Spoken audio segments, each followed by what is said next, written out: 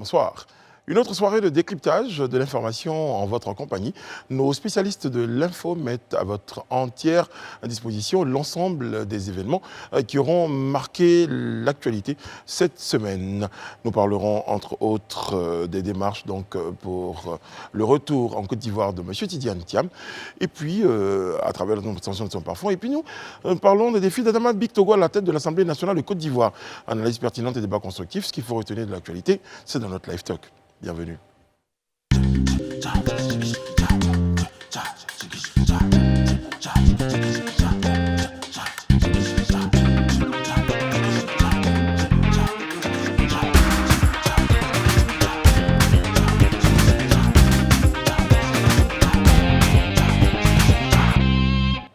Oye, oye, on est très heureux d'être en votre compagnie. C'est oye, parce que quelqu'un m'a rappelé que l'Afrique est en 2e division. Donc ce oye, oye n'avait absolument rien à voir avec les aiglons, les verts et rouges qu'on a toujours dans notre cœur. Un jour, ça ira, on sera en 1re division. Inch'Allah. Sur ce, Madame Bleu est en vert et rouge, je le dis, car je suis... Tu vois mal.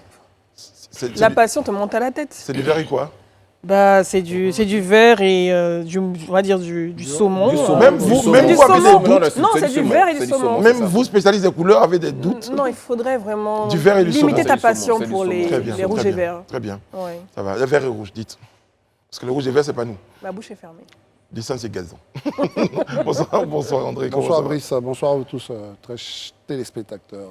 Très bien. Les deux ont des costumes avec des cravates.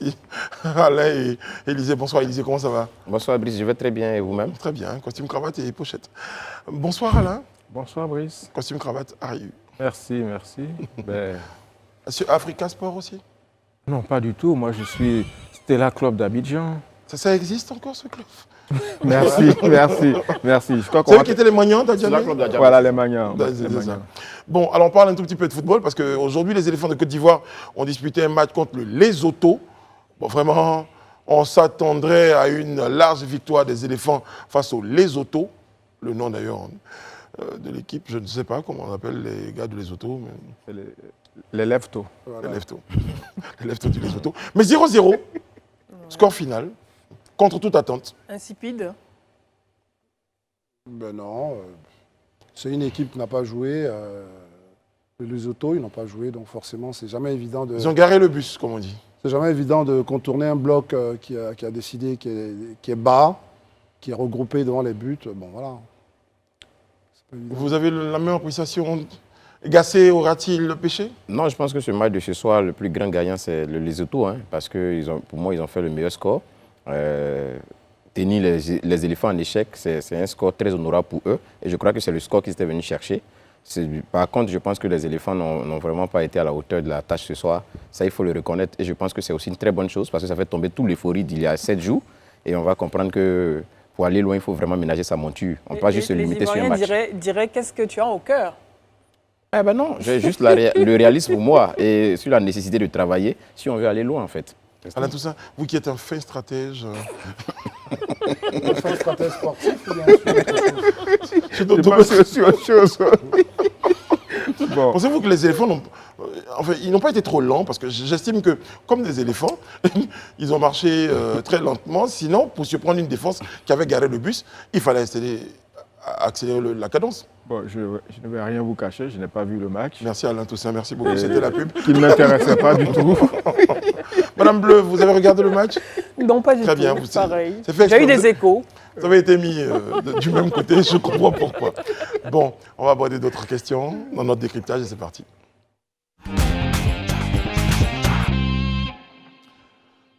On parle encore d'une affaire de passeport, on parle encore d'une affaire de retour au pays et cette fois, l'acteur de cette saga s'appelle Tidiane Thiam, préparatif d'un retour après 20 ans environ. André? Ouais, un peu plus de 22 ans d'absence au pays. Bon, mais moi, pour moi, il n'y a pas de problème de passeport. Le passeport n'est pas un sujet. J'ai un titre en fait. Oui. Affaire d'un passeport...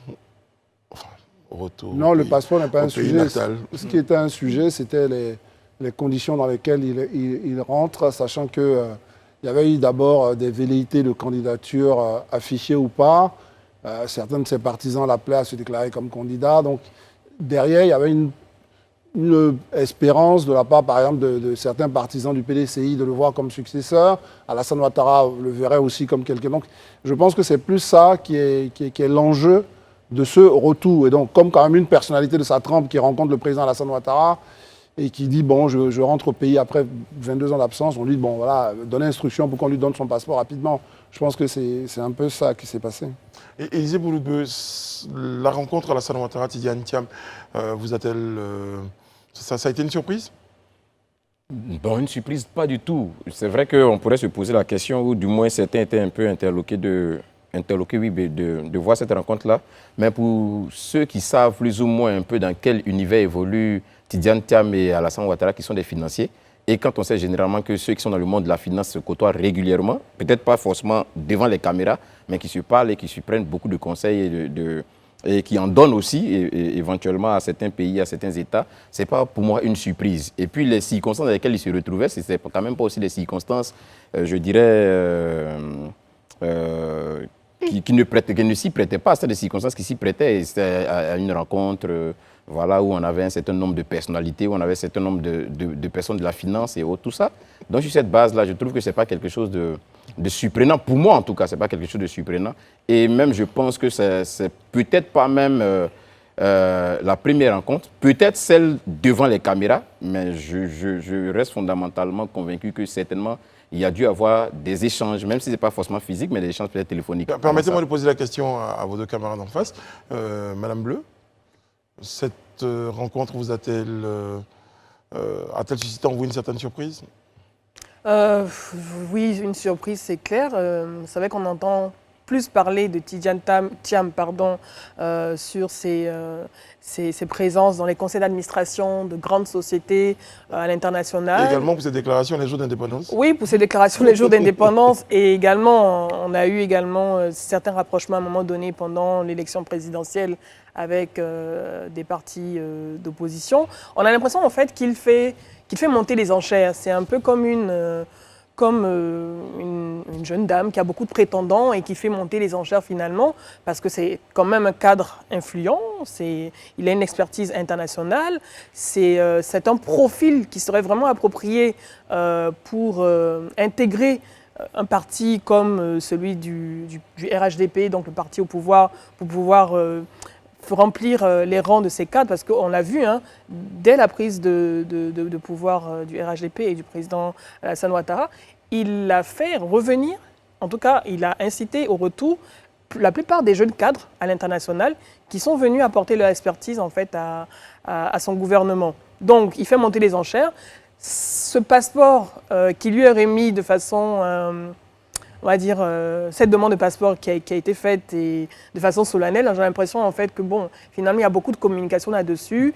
Je ne m'attendais pas à ça.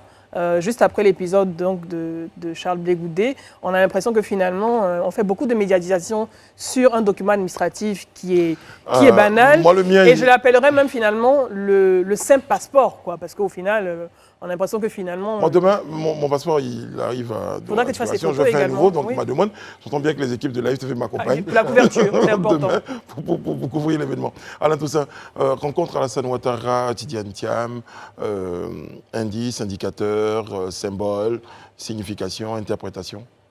Je pense qu'il y a forcément des liens qui se sont créés depuis longtemps. Et sans doute que le président Ouattara essaie de le positionner dans une configuration en vue des prochaines élections. Je ne dis pas qu'il sera candidat, mais sans doute qu'il pourra du PDCI. Oui. Parce que n'oublions pas quand même, il faut rappeler que M. Tidiane Thiam a été ministre sous le président Bédié. Oui, mais est-il vraiment... Je sais qu'il avait payé ses cotisations il y a je crois il y a 2 ans maintenant. Ses arriérés de cotisation, mais est-il vraiment membre encore du PDCI? Pourquoi vous en douteriez? Non, parce que je ne l'ai pas vu ces derniers temps revendiquer son appartenance politique. Il peut payer des cotisations pour soutenir cette formation politique, mais sans doute que le projet qui est le sien pourra peut-être avoir davantage de chances s'il est développé sous d'autres, dans un autre parti. André, j'ai une question pour vous. Tidiane Thiam, le retour, je cherchais une phrase pour faire un parallèle avec le cahier d'un retour au pays natal ou le passeport d'un retour au pays natal qui s'appliquerait de plus en plus à des personnalités dans ce pays. Pourquoi maintenant, selon vous? C'est une excellente question. C'est-à-dire que n'oublions pas qu'on est dans un contexte où Alassane Ouattara vient quand même de rebattre un peu les cartes au sein de sa team. Hein.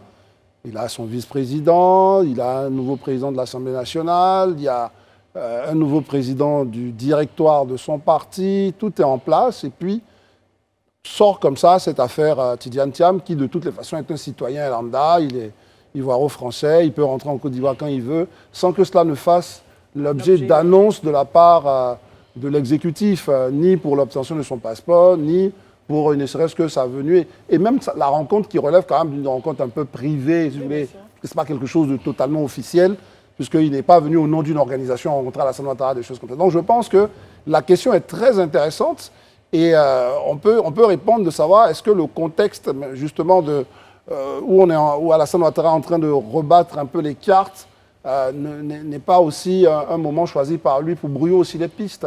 Pour dire que vous vous bagarrez au sein du RHDP, je suis capable d'aller chercher quelqu'un ailleurs pour venir faire mon grand projet qui est d'unir tous les enfants d'Oufoué à travers un petit-fils d'Oufoué. Enfin, il peut y avoir quelque chose comme ça. Donc il ne faut pas négliger justement le contexte. Il dit penser que André sort un scénario digne d'un film de... Rocambolesque. Une grande penseuse. Hein. Ben non, moi, la lecture que j'ai, je pense que le timing choisi par Tidiane Thiam est un timing je dirais un timing à propos. Parce qu'il faut reconnaître aussi qu'au moment où on lui faisait des appels de pied, que ce soit au niveau du PDC ou bien des autres partis, c'était dû quelque part au fait que... C'était dans un contexte aussi qui était un peu un contexte tendu, où là, vraiment, personne n'avait une véritable lisibilité sur l'avenir, comparé à maintenant où on a plus ou moins une certaine accalmie déjà au niveau politique, au niveau social. L'opposition qui s'est alignée voilà, de cette où manière, on sent vraiment qu'il y a beaucoup plus d'allant, il y a beaucoup plus... Il y a une atmosphère beaucoup plus sereine. Donc là, il choisit ce moment-là vraiment pour descendre dans l'arène. Il sait au moins que... C'est un opportuniste? Non, je ne parlerai pas d'opportuniste, je parlerai de quelqu'un qui est réaliste et qui sait analyser les situations. Un opportuniste? Non, pas du tout, c'est pas un opportuniste. Une saine appréciation. Voilà, il choisit son moment, il tient compte d'un certain nombre de paramètres. Parce que de toute façon, aujourd'hui, aussi, on ne peut pas nier ce fait-là. Tidiane Thiam n'est pas quelqu'un qui, je dirais, vivrait de la politique. Non, c'est quelqu'un quand même qui, au niveau international, au niveau de la finance, a une certaine assise. En tout cas, aujourd'hui, il a quand même, je dirais, des pieds à terre un peu partout. Où il est même sollicité de gauche à droite. Donc, ce n'est pas forcément venir à la politique pour venir à la politique. Mais comme je le dis, il se dit certainement que voici le moment. Et on est arrivé à un moment où vraiment l'environnement, où les conditions semblent être propices à ce que vraiment on essaie de s'engager un peu plus. Et donc, il choisit de rentrer. Moi, c'est comme ça que je fais ma lecture. Ma lecture. Et puis, comme je le disais tantôt, je reste, moi en tout cas, persuadé, ça c'est vraiment mon intime conviction, que M. Tidiane Thiam et le président Ouattara se sont certainement parlé ou se parlent depuis belle lurette. Peut-être que la présence où on les a vus sur la caméra a été un moment choisi maintenant, mais je reste convaincu qu'il y a eu des échanges depuis un moment. Sur ce plateau, nous avons, je pense, la semaine dernière reçu M.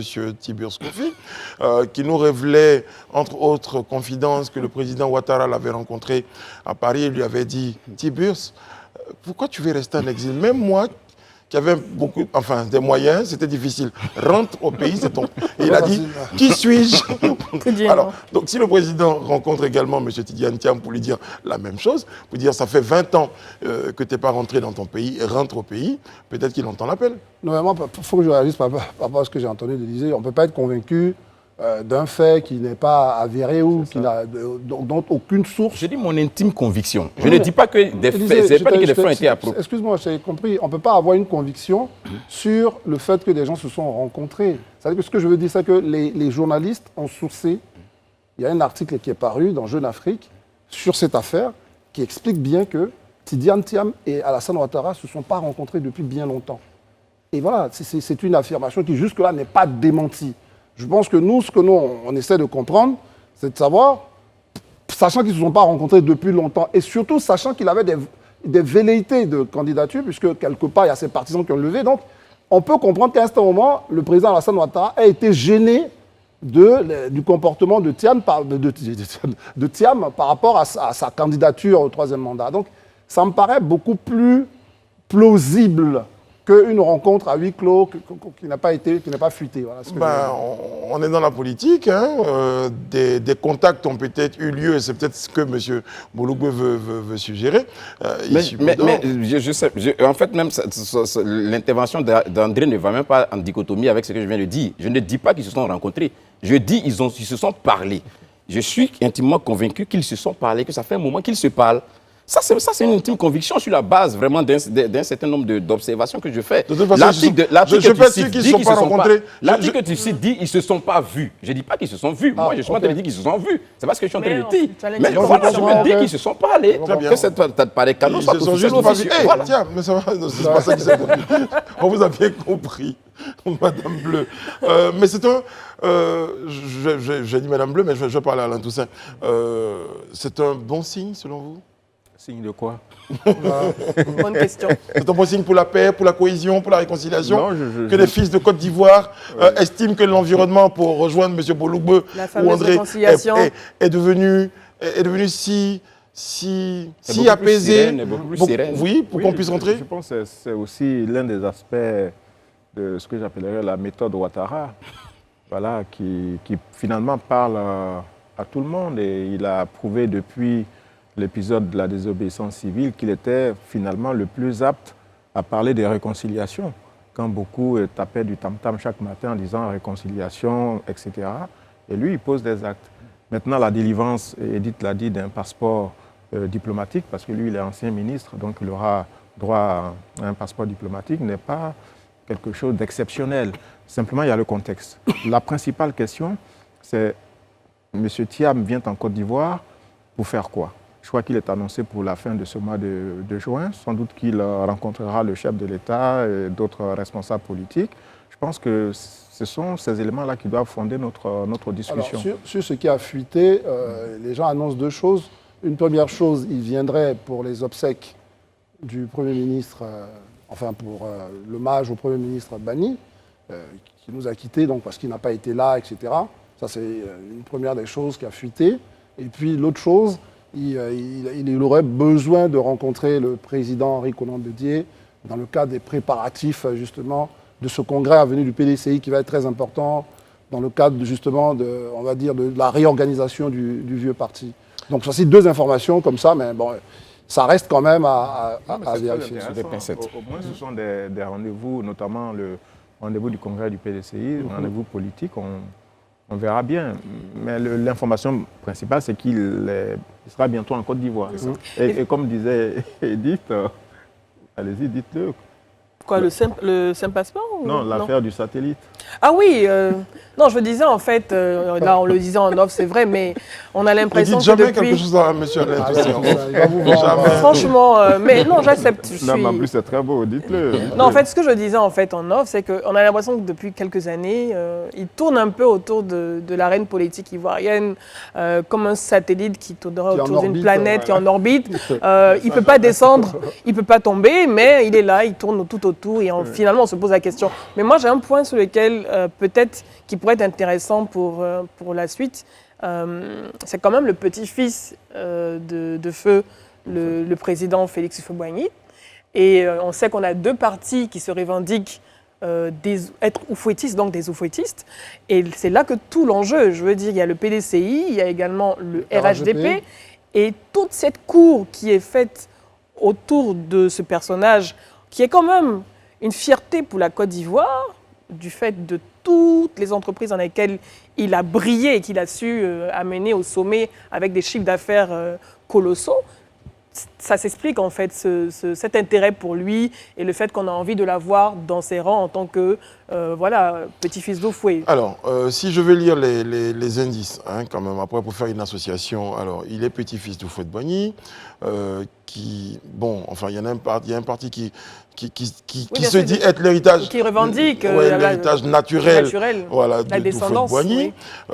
Il paye ses cotisations, en tout cas sérieux cotisations. Dans ce parti. Voilà, mais avant, il était ministre sous Bédié. Bon, après, on se dit, ça fait quand même 4 indices qui le rapprochent beaucoup plus du PDCI que du RHDP.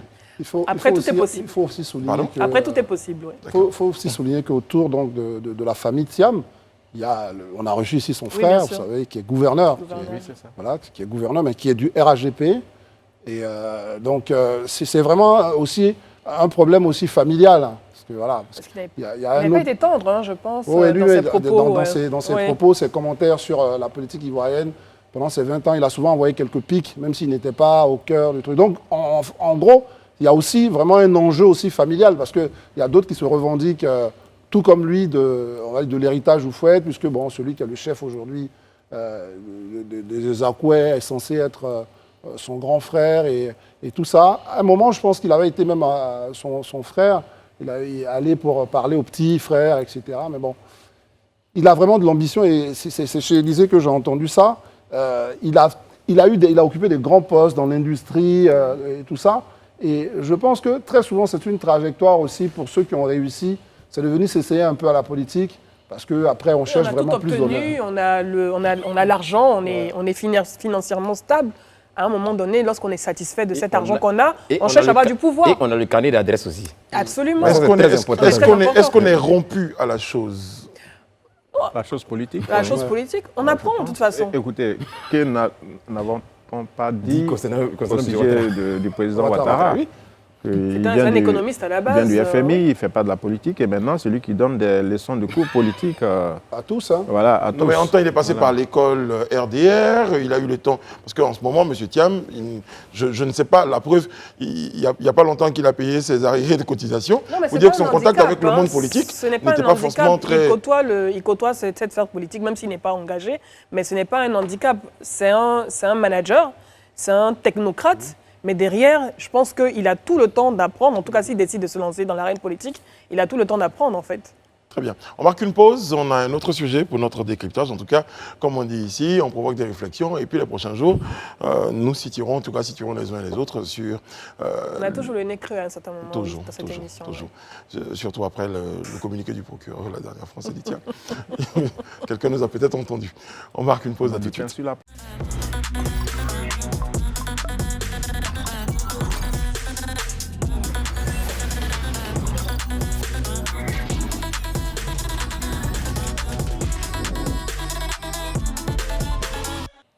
Soirée de décryptage en compagnie de nos experts maison, Alain Toussaint, Edith Bourbleu, Lisée Boloubeu et André Bois. Le prochain point de notre décryptage, c'est l'Assemblée nationale ivoirienne, on le sait, qui a un nouveau président depuis quelques jours, en la personne de M. Adama Bictogo. Quel défi donc pour M. Bictogo à la tête de l'Assemblée nationale? Eh bien, on en parle. Déjà une élection, Élysée, vous n'étiez pas sur le plateau quand nous en parlions, donc je vais commencer par vous. Une élection qui a vu la participation et le soutien de l'ensemble, enfin globalement, de la classe politique ivoirienne. Votre sentiment sur cette union sacrée?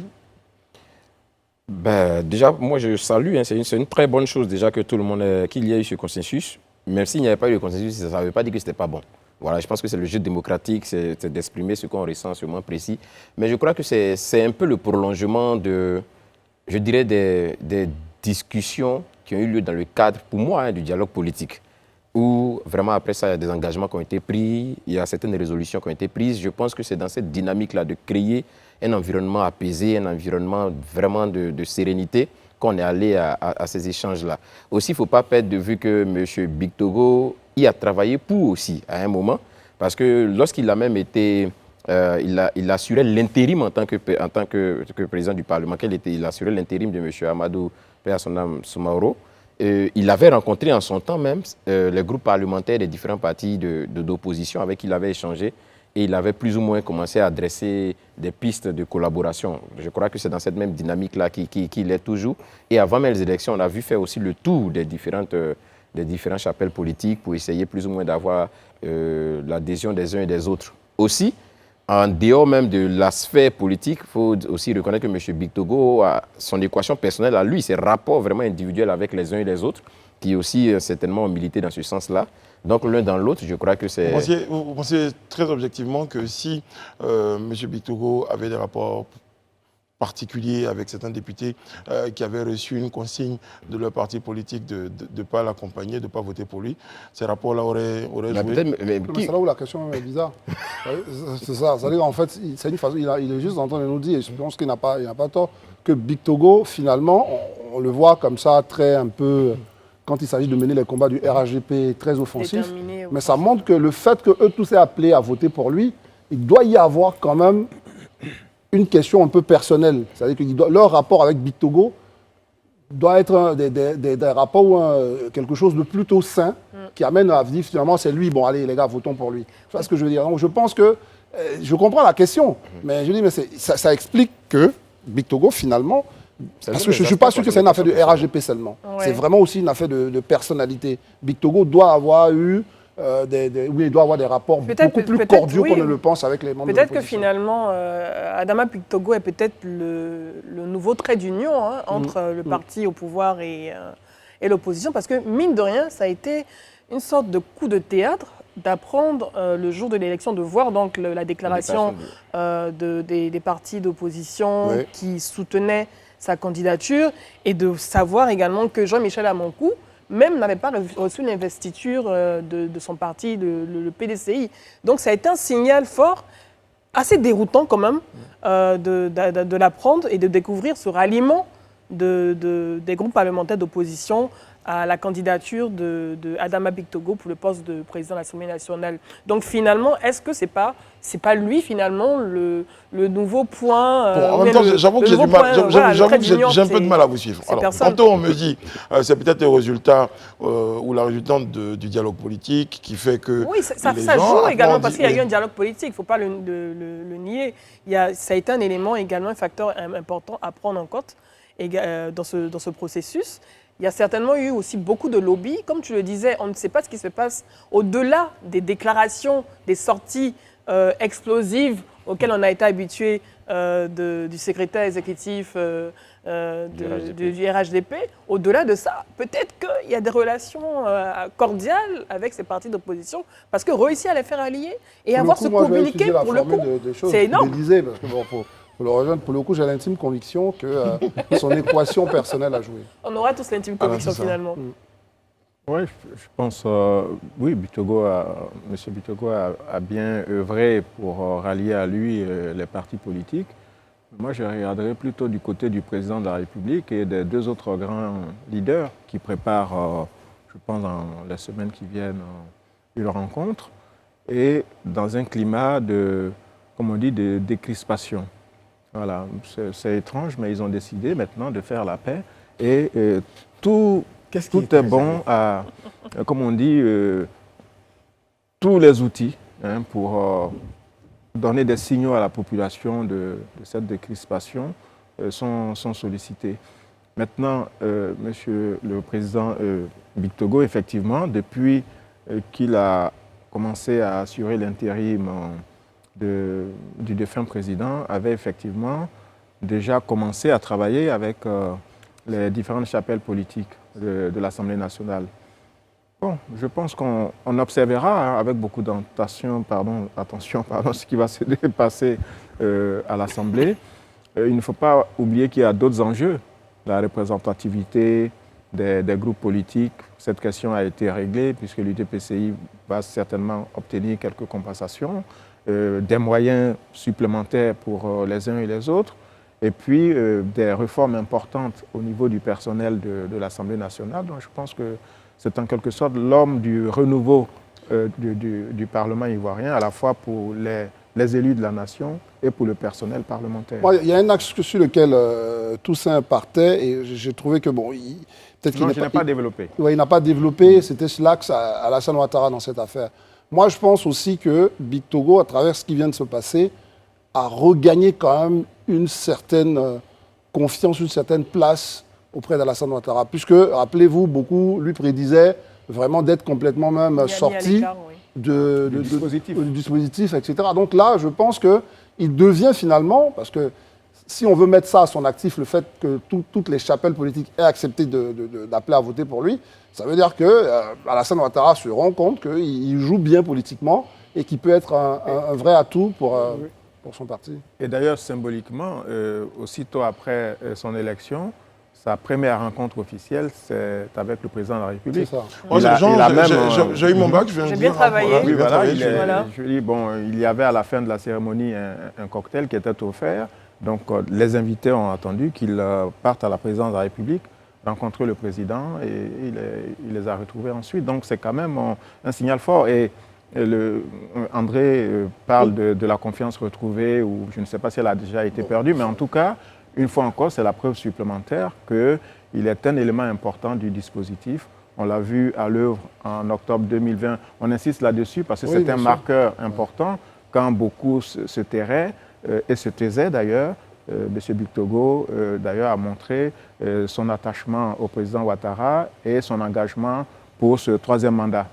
Et puis après, il y a eu les législatives. Et effectivement, il y a eu un trou d'air en septembre dernier, à la suite, semble-t-il, d'après les médias, des dissensions qu'il y aurait entre lui et le Premier ministre Patrick Hachi.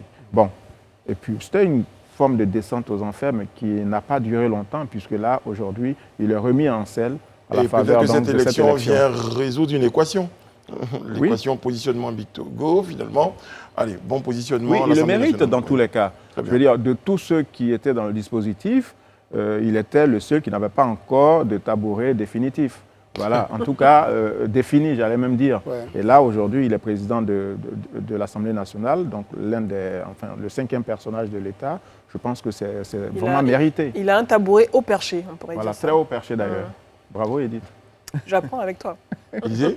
Ok, moi je crois que nous tous on est unanimes sur un fait, hein, c'est acté. Il est aujourd'hui le président de l'Assemblée nationale. Il a réussi à voir tout le monde autour de lui, à faire un consensus. Moi je crois que c'est de regarder à l'avenir. Aujourd'hui, pour moi, il a une très grosse responsabilité, une très grande responsabilité, celle-là de maintenir vraiment cette atmosphère de cohésion, celle-là de maintenir vraiment cet environnement de paix-là. Parce que c'est vrai que tu es arrivé à voir tout le monde autour de toi et qui t'ont porté, qui t'ont amené à ce niveau-là. Aujourd'hui, il faut que tu arrives à nous garantir un environnement vraiment sécurisé et que l'Assemblée nationale, qui a un rôle de contrôle de l'exécutif, joue ce rôle. C'est vrai qu'il est du parti au pouvoir, mais qu'à aucun moment, on ne constate une concussion au point où on n'arrive vraiment pas à voir l'Assemblée nationale jouer son rôle de contrôle de l'action de l'exécutif. Ça, il faut vraiment qu'il puisse se donner les moyens aussi de le suivre. Et je crois que c'est là, justement, qu'il arrivera, au-delà des députés, à capitaliser aussi la sympathie avec la population. Donc, à ce niveau-là, je crois qu'il a vraiment de lourdes responsabilités. Et comme je le dis, maintenir toujours aussi cet environnement de cohésion-là, pour qu'au niveau du Parlement, on ne soit pas vraiment tout le temps dans des guerres fratricides ou dans des déchirements, mais qu'on arrive, même si on n'est pas d'accord sur des points, mais vraiment à suivre ce que la loi nous demande de faire, en fait. Alors, justement, pendant son élection, il appelait à voter oui pour la Côte d'Ivoire. Je parlais tout à l'heure d'union sacrée, contrairement à un consensus, ou différemment d'un consensus, ou d'une cohésion, une vraie union sacrée autour de la Côte d'Ivoire, pour dire les valeurs, les enjeux, les ambitions pour cette Côte d'Ivoire-là. Et je pense que si les députés qui sont nos représentants ont estimé que cette personne incarne un certain nombre de valeurs, eh bien, nos regards, nos yeux, à propos des yeux, Madame Bleu, Oui. sont tournés, et bien grands, Oui. vers M. Bictogo. Qui sommes-nous pour dire non? Donc on verra ce que ce consensus va apporter en termes de dynamisme à l'Assemblée nationale et surtout pour la réconciliation dans notre pays. Alain ?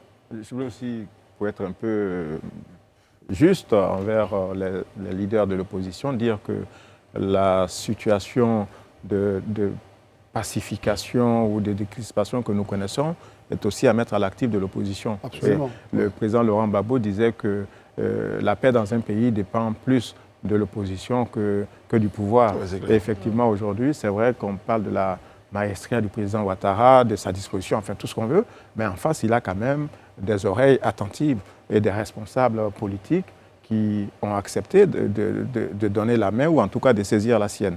Donc, je pense que c'est la conjugaison de toutes ces dispositions, hein, la conjugaison de tous ces efforts qui aujourd'hui créent ce contexte et qui justifie, en tout cas, qui peut expliquer l'élection du président Bictogo. Si on a une minute, hein, je ne sais pas si Brice devait embrayer sur autre chose, mais pour aller plus dans le sens de beaucoup, et on l'a vu ici, nos confrères ont critiqué cette forme de plébiscite. Moi, je pense qu'il faut qu'on ait aussi des moments où la démocratie ivoirienne soit aussi particulière. Voilà. Aux États-Unis, quelqu'un devient président alors qu'il n'a pas eu la majorité des voix. Voilà, c'est une spécificité de la démocratie.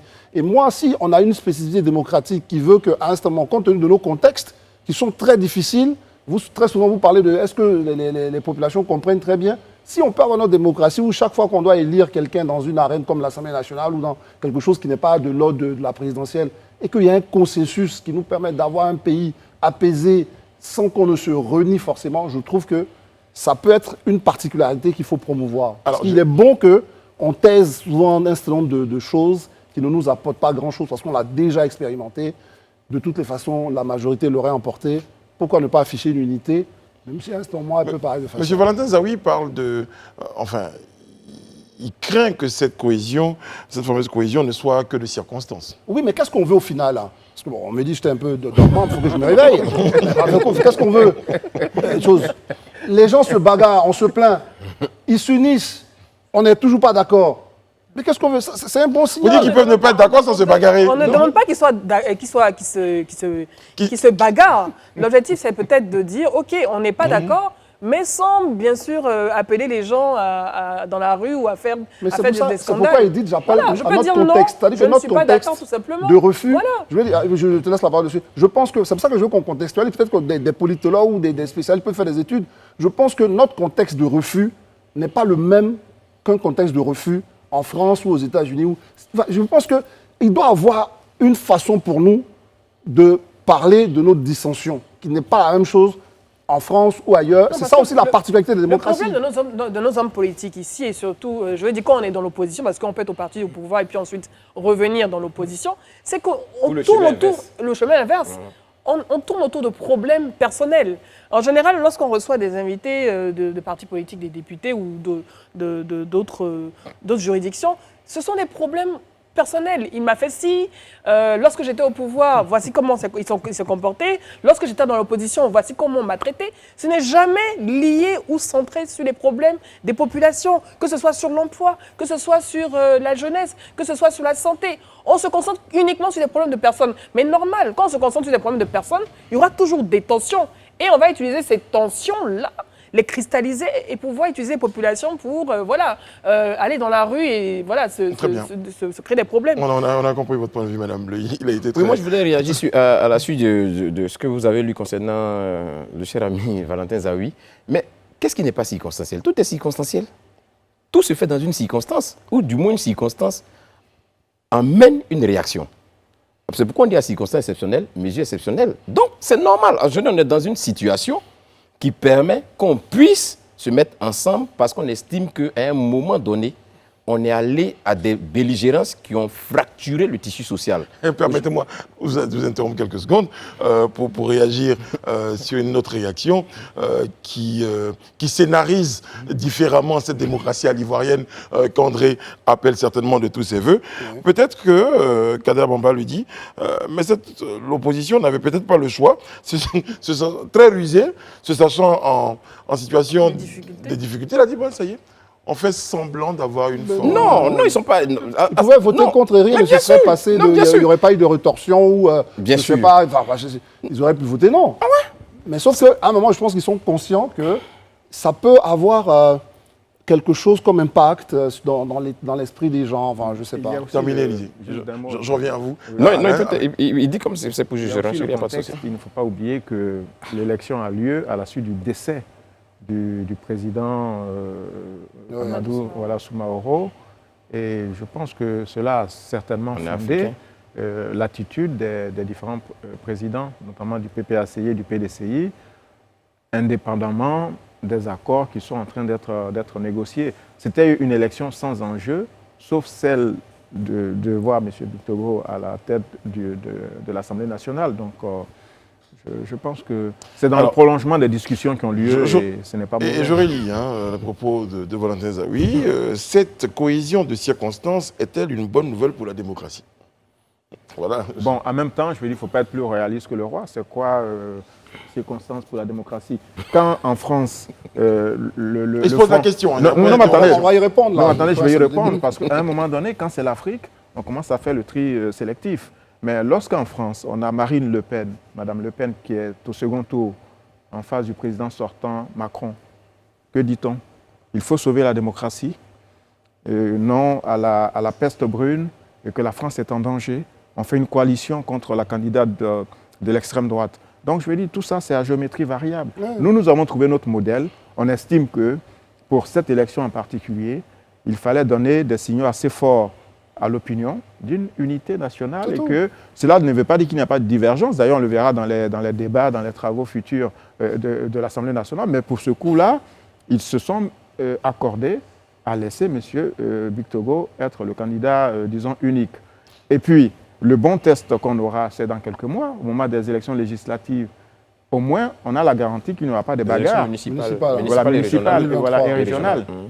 Au moins, on a déjà la première garantie que ces partis politiques-là trouveront les bonnes formules pour éviter un embrasement du pays, parce que chaque élection est toujours l'occasion de Il faut l'espérer, parce qu'il y a eu des des moments où on a même signé des chartes de bonne conduite. Oui, mais au moment mais où... là, ils ont posé le pas qui ouvre en tout cas le champ de Permettez-moi de soyez dans notre optimisme. Non, moi, je comprends ce que vous dites, mais vous voyez, en fait, on ne va pas constamment, éternellement ressasser le passé.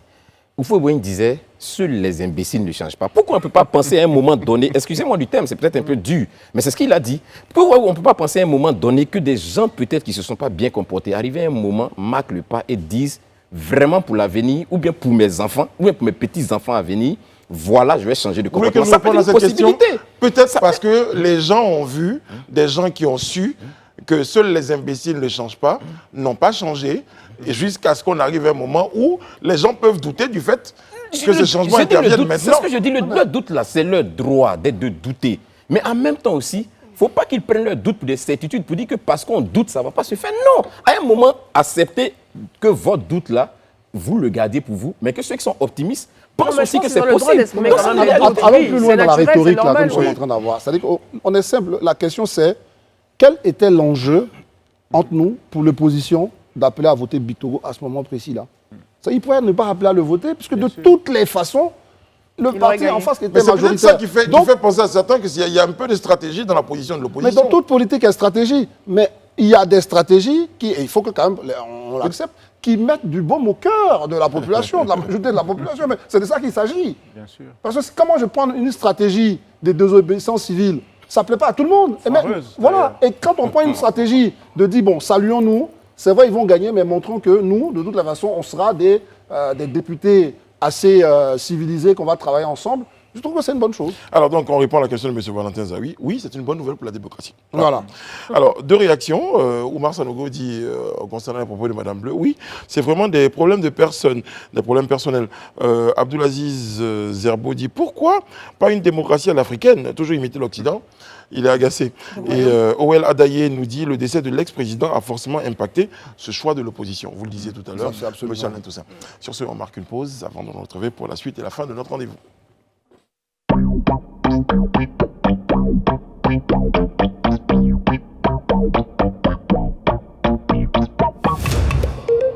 Dernier point de notre décryptage ce soir, et d'ailleurs je profite de l'occasion pour dire bonsoir à tous nos cousins qui nous regardent et qui nous suivent sur nos pages des réseaux sociaux. On est tous parentés. Exactement, il faut rappeler des liens de famille. Eh bien, le dernier point, le dernier sujet de notre décryptage, André, concerne les DAF. Oui, les DAF, ce sont les directeurs administratifs et financiers des ministères. Donc, lors du récent Conseil des ministres, le gouvernement donc, a pris un décret portant justement sur les conditions, non pas limitation, sur les conditions de nomination des DAF. Précisant, c'est vrai qu'ils ont un statut déjà, on le sait, mais le gouvernement voulait préciser quand même les conditions de leur nomination. Donc, vous savez, il est arrivé que vous arrivez, vous êtes ministre, parce que le DAF dépend du ministère du budget.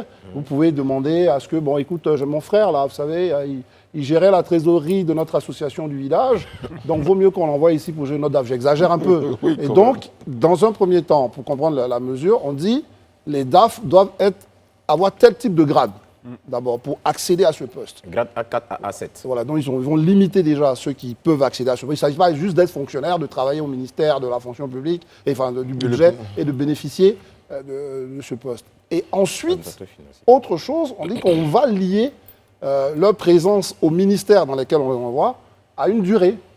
Il faut qu'il soit là 3 ans C'est maximum. ça. Et ça, c'est très intéressant. Parce qu'on n'oublie pas que très souvent, les DAF, ils ne dépendent pas du ministre et de son cabinet. Mais s'il sait qu'il doit y faire toute sa carrière, il peut être influencé. Et c'est ça, enfin, c'est une façon peut-être de régler le problème. Il sait que lui fait ses 3 ans, donc il fait correctement son boulot. Le ministre qui est là ne peut pas avoir d'influence sur lui, ne peut pas lui dire de faire des ordonnancements qui ne tiennent pas la route, etc. Donc, moi, je pense que Ou peut-être le c'est une contraire. bonne façon Ou peut-être d'essayer. le contraire, parce qu'on a vu des situations où le DAF refusait, parce que le ministre actuel n'était pas, entre guillemets, à son goût, eh bien, ça faisait des tensions entre les deux. Oui, mais l'attention, Oui, mais parce c'est que plus dans l'autre sens, c'est en plus fait. dans l'autre sens. Oui, c'est vrai que ça crée des tensions, mais c'est un peu plus dans l'autre sens. Parce que vous savez que généralement, quand on se familiarise sur du long terme... Avec un ministre. Voilà, la et puis celui-là rigueur... n'est plus là, il y a un nouveau qui Voilà, arrive. la rigueur baisse garde et puis finalement on se laisse tomber dans tous les travers. Moi je pense que cette décision-là, c'est certainement à la suite d'un constat, moi j'estime. Parce qu'à un moment donné, c'est pour des questions d'efficacité, comme l'expliquait vraiment le porte-parole du gouvernement, pour des questions d'efficacité et tout ça, pour permettre vraiment à ce que les structures qui ont à charge de la gestion des finances des ministères puissent être plus dynamiques. C'est vraiment dans ce cadre-là qu'ils l'ont fait. Mais au-delà, moi je crois que le signal qu'on nous donne ici, c'est dans un premier temps pour donner déjà l'opportunité à plusieurs personnes d'exercer vraiment à ces postes. Parce que généralement, il y a des gens qui sont là, qui ont fait près de 15 ans, 20 ans d'AF dans une entreprise, alors que chaque année que Dieu fait, on forme des administrateurs financiers, des gens qui ont vraiment ce grade A4, A7, et qui sont souvent dans des bureaux ou même qui n'ont pas de bureau, et qui vivotent en fait souvent. Moi, j'ai 2 questions. Vu que vous en parlez, vous allez me faire un peu de pédagogie sur le plateau. La première question, c'est quand vous faites 3 ans et que vous n'êtes plus DAF, vous faites quoi? Non, mais les DAF appartiennent au ministère du budget. Les DAF, là, ils appartiennent au ministère du budget. C'est-à-dire que c'est des administrateurs financiers. C'est-à-dire qu'ils sont au ministère du budget. Donc, quand tu n'es plus DAF, parce que DAF, c'est une fonction spécifique qu'on te donne par rapport à une mission. Tu n'es plus DAF, tu as la disposition du ministère du budget qui forcément peut t'avancer. Soit vous retournez au ministère, ou vous retrouvez dans un autre ministère. Voilà, dans un autre ministère, on peut Mais t'envoyer en tant trésorier que ailleurs. trésorier, ok. On peut t'envoyer dans d'autres Et ça, administrations, en ce fait, que- pour exercer ce que d'autres Lisa a fonctions. dit, c'est un des aspects qu'on ne voit pas, mais vous savez, ça crée aussi vraiment une forme de rotation. Aussi, ça, ce qu'il dit, moi, je trouve que c'est très intéressant. C'est-à-dire que s'il y a une rotation, ça existe avec les Européens chez les ambassadeurs. Les ambassadeurs viennent, parce que vous allez vous retrouver souvent avec des gens, il est ambassadeur pendant 15 ans, il arrive à se faire des relations, après il rentre dans les milieux d'affaires, tout ça. s'enracine. Maintenant, on dit, bon, écoutez, c'est 3 ans après, vous partez. Non seulement ça va permettre à d'autres diplomates de monter, etc. Donc, je pense que, à travers un exemple comme celui-là, justement, c'est une mesure quand même qui me semble intéressante. Maintenant, il faut voir, comme dirait Rihanna, que je vais citer, il faut que ce soit concret et que la population voit les résultats. Et surtout, moi, le seul élément peut-être que où il n'y en a pas eu trop de précision, c'est vrai qu'il fait 3 ans, mais il part comment? Parce que pour moi, c'est vrai que tu peux faire 3 ans, mais si je dois faire 3 ans et que, c'est un exemple que je prends, j'amasse une fortune et que je dois partir après qu'il n'y a rien partir avec un derrière. audit, oui. Non, là, il y a un problème. Je pense que... Non, je je ne pense- comprends pas trop. Non, je veux dire que... Je pense qu'on est plus dans, vous avez fait 3 ans, Intervention en bonne et donnée due forme. par- De toute façon, si par vous, décret. c'est ça, et puis si vous vous rendez coupable d'un certain nombre voilà, vous subirez ce qu'il faut. Gérer les Voilà, c'est rigueurs tout. de la loi. Alain? Non, je pense que c'est dans un souci d'abord de bien organiser ce corps-là, de rationaliser, et puis souci de transparence. De bonne Voilà. gouvernance? Bonne gouvernance, et dans le cadre de la lutte contre la corruption, il ne faut pas oublier que parfois on peut être tenté par des mauvaises habitudes qui se font au détriment des finances publiques. Et donc l'État qui, lui, a cette mission de contrôle aussi, décide de rebattre un peu les cartes. Donc ceux qui quittent au bout de 3 ans sont affectés dans d'autres services. Voilà. Toujours. Et puis après, il y a une forme de suite de décision. On se rappelle bien qu'il y a eu celle relative à la nomination des directeurs PCA. de cabinet, Ouais, par des exemple PCA, aussi. etc. des Oh, non, non, Il y a PCA. des PCA d'abord, Bon, là, et puis ensuite des voilà, directeurs de cabinet. non, mais une chose à ne pas oublier qu'il faut qu'on souligne, c'est que imaginez qu'il y a des ministres qui sont à des postes depuis 7 ans, 8 ans. Il y a certains qui ont fait 10 ans dans des ministères. Donc imaginez, c'est-à-dire que ça fait 10 ans il est avec le même DAF. Oui. Vous voyez tous ces appointants. crée des Les liens. appointants, Ça crée des liens. oui. C'est voilà, je pense Oui, que mais pourquoi vous craignez que les liens soient néfastes à la bonne organisation d'un ministère? Ils ont des liens? Après, on s'enlise, en fait, en griffe, dans ce genre de poste, on peut s'enliser dans une sorte de routine, on s'accommode de notre relation qu'on a avec peut-être le ministre ou bien le directeur de l'établissement il n'y a public plus de national. contrôle. Il n'y a plus de contrôle, on laisse passer certaines choses. Il n'y a pas d'audit. Je pense que l'alternance... Oui, de lien, oui. On parle de délit d'initié, c'est bien pour ça. C'est-à-dire que très Donne souvent, des informations. voilà, quand à un moment, ou bien vous favorisez plus vos amis, votre famille, à un moment, quand il y a des liens des liens doivent se créer, mais des liens professionnels, évidemment. Mais pas des liens au point qu'on s'accorde des petits détours à la plage, on va faire des voyages ensemble, des notes de frais. oui, etc. Enfin voilà, c'est de ça qu'il s'agit. Et puis, Vous pensez qu'on peut être amis et ne plus être honnête, ou on peut être amis, avoir des liens et garder notre sens de l'honnêteté, de la responsabilité et du civisme. Mais c'est quelque chose qui est compliqué, c'est pour ça que dans une démocratie normale, on met un ensemble de garde-fous. Mais c'est faisable. C'est faisable, bien sûr. Non, moi, c'est la nuance. Mais c'est la il nuance faut que je voulais tenir compte du que vous fait que dans ce genre d'organisation, l'humain est la faille. Ça. On peut avoir mis en place des outils de bonne gouvernance, mais l'humain sera toujours la faille. Donc il faut renforcer. Je pense que c'est parti d'un constat. Si on décide de limiter à 3 ans la présence d'un DAF à ce genre de poste, c'est parti d'un constat. On a eu beaucoup de directeurs d'établissements publics nationaux qui ont été démis de leurs fonctions à la suite d'audits. Il y a forcément eu des liens avec des DAF qui ont peut-être suscité ce genre de Mais je parlerai sur ça. Après, il faut me il y a peut-être. Mais je crois même que le constat, choix même de la limitation de 3 ans a été rigoureusement étudié. Bien sûr. Vraiment, c'est à la suite d'une étude minutieuse que ça a été décidé parce que ça a été même C'est le après cas. 3 ans qu'on commence à devenir amis. Non, ça a été même... Non, ça a été... Non, c'était son histoire d'amis. Oui, c'est vrai que c'est compliqué. Ça a été vraiment... Il faut qu'on se fixe un Mais quand tu me dis que... Non, ça a été étudié parce que pour rappel aussi, c'est les 3 ans qui ont été fixés également au président du conseil d'administration. Il y a de cela environ 3 ou 4 ans. C'est 3 ans qui lui a été fixé, renouvelable une seule fois. Donc, c'est pour dire que c'est quelque chose qui a vraiment fait ses preuves et qu'on a étudié rigoureusement pour arriver à décider de... Mais c'est la suite d'un constat, effectivement, que le gouvernement a pris une telle décision. Un ministre peut rester 10 ans et qu'en l'espace de 10 ans, il peut avoir un turnover de 2 DAF ou de 3 DAF, ces DAF qui arrivent peuvent contrôler ou auditer la gestion du précédent DAF. Donc ça permet de pouvoir quand même maintenir cette tension pour ne pas qu'on s'enlise dans une certaine de confort à son poste. Le problème de Bruce, c'est cette histoire d'amitié là. Non, quelqu'un m'a dit il va travailler ou bien pour se faire des amis. Rodrigue.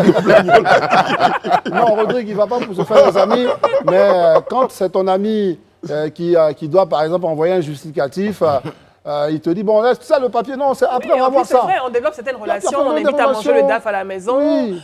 Au bout de 10 ans, bon, on peut laisser passer certaines choses. Non, mais je pense que c'est aussi pour arrêter les mauvaises attitudes parfois des ministres. Quand ils arrivent, ils viennent avec leur DAF, font venir du personnel, donc, et cela crée aussi parfois des tensions. Moi, je pense que c'est pour arrêter aussi ces mauvais comportements que le gouvernement prend ces mesures-là. Et c'est à saluer. Tout à fait. Alors, je lis un dernier message, celui de Manassé Karamoko, qui dit « Ce n'est pas faisable. Il y a des gens qui ont peur de dire la vérité à leurs amis, de peur de frustrer leurs intérêts. On a été très heureux d'être en votre compagnie pour cet autre numéro de décryptage concernant le Live Talk. Toutes les équipes techniques, éditoriales et d'animation se joignent à moi pour vous souhaiter une bonne fin de programme. Prenez soin de vous et des autres. Que Dieu veille sur vous, qu'il veille sur la Côte d'Ivoire. Et surtout, Alain le dit, et bon week-end. À propos de week-end, demain, vous retrouvez Connie et ses girls ici même pour le Live Weekend. Et pendant ce temps, nous, on sera à la maison. Regardez ce rendez-vous. On vous aime. Et après, on ira au Gondwana. Exactement. Il faut y aller. Hein. Si, demain, c'est sûr.